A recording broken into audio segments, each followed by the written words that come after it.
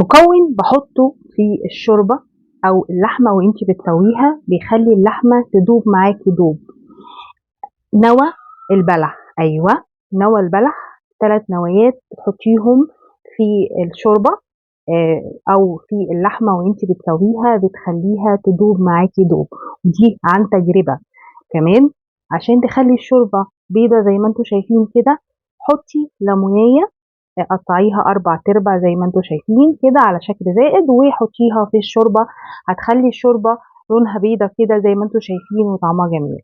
في حاجة كمان عايزة اعرفها منكم، يا ريت تقولوها لي في التعليقات، ايه نوع حتة اللحمة دي؟ انا معرفش، كانت جايباها مع اللحمة وهي بالظبط انسجتها زي اللحمة بالظبط، مش عارفة ايه نوعها، يا ريت تقولوا لي في التعليقات.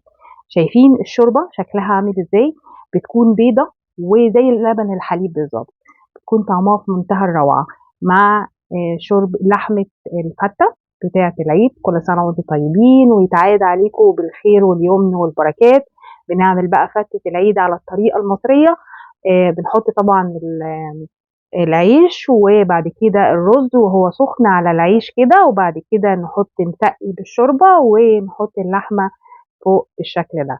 طبعا لحمة الأضحية كل سنة وانتم طيبين، عيد أضحى سعيد علينا كلنا.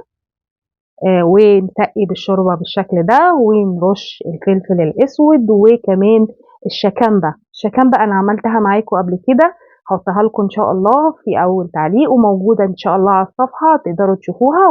طبعا بنعمل الفتة على الطريقة المصرية، وكل بلد أو كل محافظة في مصر ليها عادات بتعملها في الفتة، وكمان البلاد العربية بتعملوا الفتة ازاي؟ قولولي في التعليقات. وكل سنة وانتم طيبين. كانت معاكم مها القناوي، مع السلامة.